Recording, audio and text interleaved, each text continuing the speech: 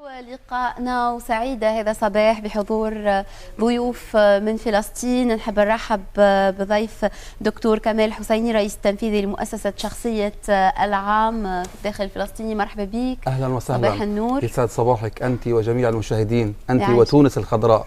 يعيشك، مرحبا بك. أهلا بك. نرحب بالأستاذ عبد السلام حمدي عابدين، رجل أعمال فلسطيني. مرحبا بك. مرحبا. حضرت مؤخرا للمشاركة في مؤتمر مال وأعمال تحت إشراف رئيس الجمهورية السيد منصف المرزوقي، وباش نتحدثوا عن هذا المؤتمر. ولكن قبل هذا أود الحديث حول شخصية السنة اللي كانت في السابق، يعني كنا قمنا بتغطية للموضوع. صحيح. هذا وكانت الشخصية المتوجة سنة 2013 الفنان لطفي بوشناق. نعم. الفنان القدير لطفي بوشناق.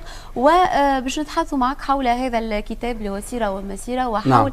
هذه الشخصية يعني بالشكل المجمل، أنه في كل سنة يتم اختيار شخصية. نعم، أولا دعينا ننقل تحية وسلام من أرض الإسراء والمعراج، من أولى القبلتين وثالث الحرمين الشريفين، من القدس الشريف إلى تونس الخضراء التي لها منا كل الولاء وكل الانتماء حتى الارتواء. هذا أولا بشكل خاص. شكرا. تحية للشعب الفلسطيني. فطوبى إلى كل تونسي وتونسية يسمعون ويشاهدون الآن، لأن تونس هي في القلب، تونس هي بالوجدان، تونس هي في الدورة الدموية، نتكلمها صباحا ومساء، نعشقها نعم، وأكثر نحافظ عليها حقا.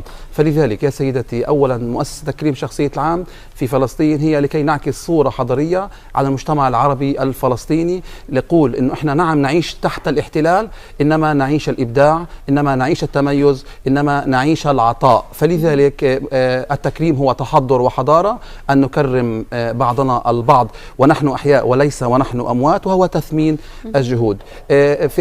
في بين يديك سيرة ومسيرة. هذا الكتاب تم توزيعه في جميع أنحاء الوطن العربي، وبشكل خاص لكل الرؤساء الوزراء الشخصيات الاعتبارية، لكي نقول للمجتمع العربي نحن نستطيع في فلسطين أن نعمل من الليمون المر عصير حلو، نستطيع أن نعمل من المخسر مربح، ونستطيع أن نغير هذه النكبة التي ألمت في فلسطين التاريخية، ونبقى موجودين بإبداع، ونبقى موجودين في راية تعانق السماء. وهذا هو السلاح الحقيقي يعني بلا أدنى شك. أكيد. أولا أنت تري على غلاف اللي هي جلالة الملكة رانيا العبد الله، هذه الإنسانة، هذه المبدعة. نحن أيضا كمان دعينا، لماذا جلالة الملكة رانيا؟ لأنه دور المرأة، نحن نعترف ونقر إن إلى جانب كل رجل عبقري أيضا امرأة يعشقها، فهذه المرأة نصف المجتمع، لا بل أكثر، هي ربة النصف الآخر، هذا الرجل. نعم. فلذلك نعكس أيضا أنه أيضا المرأة بشكل خاص نهتم فيها، لأنها هي تكمل المشوار والمسيرة. جلالة الملكة رانيا هي شخصية العام من الأردن.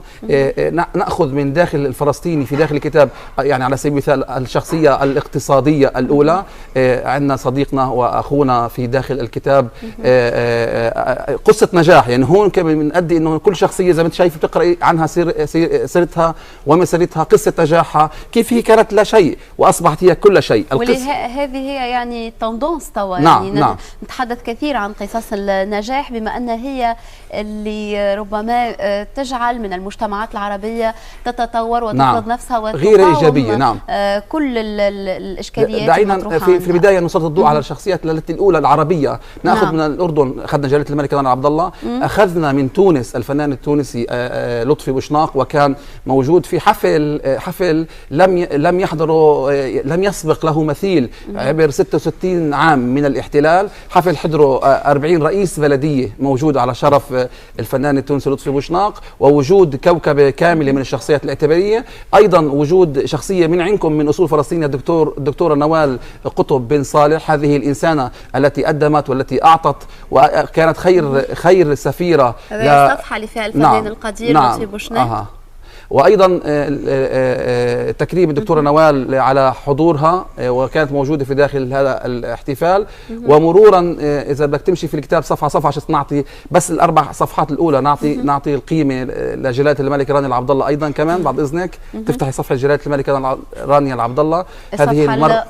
هذه المرأة أيضا التي تستحق مني ومنك كل احترام وتقدير، فهي تشرك الليل بالنهار وتعطي وتقدم ليس فقط للمرأة الأردنية وإنما أيضا للمرأة العربية عامة.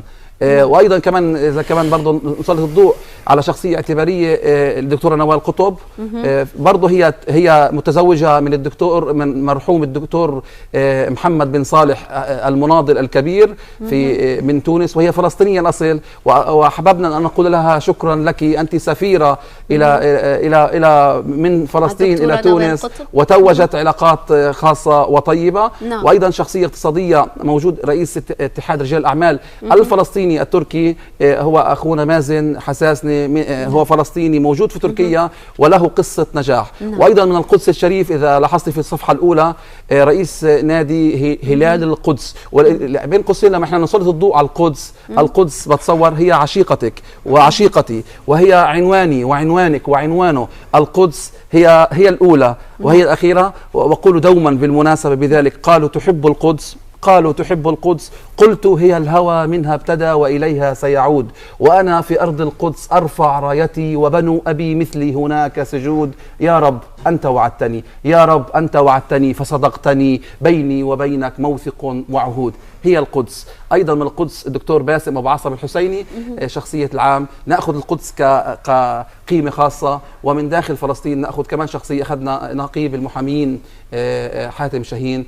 فبهذه الطلة وبهذه الوجوه بعد ذلك أمشي إلى الوطن العربي، أهدي الكتاب، هديت الكتاب عندكم في تونس إلى رئيس الدولة بشكل خاص، وتصور في الكتاب وأعجب في الكتاب الدكتور المنصف المرزوقي. وأيضا كنت بالأمس في بيت رجل ليس كبقية الرجال، نحن نحترمه بشكل خاص في فلسطين، اللي هو المناضل أحمد بن صالح. وتحدثنا وتكلمنا عن فلسطين وحب التوانسة لفلسطين. هذه القصيدة التي دوما تبعث الزهور وتبعث الأمل وتعيد صياغتنا من جديد، لأننا شعب واحد، نتكلم اللغة الواحدة، نحمل تاريخ واحد، ونحمل أمل واحد وألم واحد. شكرا ليك على كل هذا الكلام الجميل. وللأسف يعني نتمنى لو كان الحديث يطول معكم أكثر، ولكن نحب نحكي شوية مع الأستاذ عبد السلام حمدي عابدين. هو في الحقيقة ربما وصلتوا لنا متأخرين شوية، كنا محضرين أكثر وقت ليكم. أستاذ، يعني شاركتم مؤخرا في المؤتمر هذا مال وأعمال، كان تعطينا أبرز يعني فقراته، وخاصة رجال الأعمال الفلسطينيين. شنو الآفاق إن شاء الله الموجودة، إذا فما يعني آفاق مستقبلية بينهم وبين رجال الأعمال الآخرين وخاصة من تونس؟ احنا دايما مهضوم حقوقنا، يعني دائما الكتاب دايما بياخدونا وبيدرجونا، يعني مهضوم حقوقنا وبنحكي آخر إشي. في النهاية يعني بقول لك كان مؤتمر مال وأعمال تتويج لبعض الأعمال اللي قامت فيها الفيدرالية برئاسة الأخ طارق الشريف بجمع رجال أعمال العرب في تحت قبة واحدة، القبة التونسية، للانطلاق نحو المجد في فتح الاقتصاد التونسي واستثمار أكبر قدر ممكن من رجال الأعمال العرب إلى تونس واستنهاضهم. الحقيقة أنه المؤتمر كان يعني ناجح بكل ما تحمل الكلمة من معنى. حضور مميز برئاسة الدكتور المنصف المرزوقي ورئيس البنك المركزي التونسي ووزير الفلاحة التونسي أيضا، كان وعديد من رجال الأعمال العرب. نعم. تطرقنا لأهم مسائل في المؤتمر. أهم مسائل كانت اللي هو النمو الاقتصادي وفتح باب الاقتصاد. وكان التركيز المهم جدا على الاقتصاد الآمن، على فتح الاقتصاد للرجل الأعمال العربي، على أساس أنه يشارك في نهوض تونس الحديثة، في نهوض تونس الجديدة. الحقيقة العملية على الأرض هناك معوقات كثيرة موجودة في الدوائر وفي الإدارات وفي الوزارات التونسية، يجب فتحها.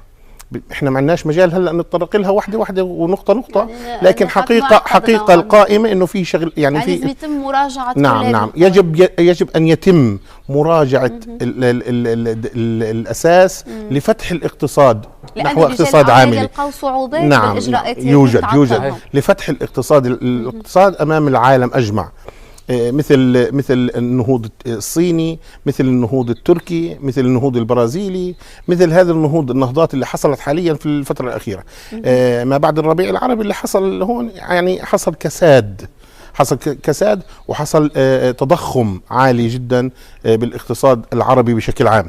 لذلك أنا بقول إذا بدها تونس تفتح أبوابها يجب أنها تراجع قوانينها، وأنا ركزت في المؤتمر على النقطة هاي.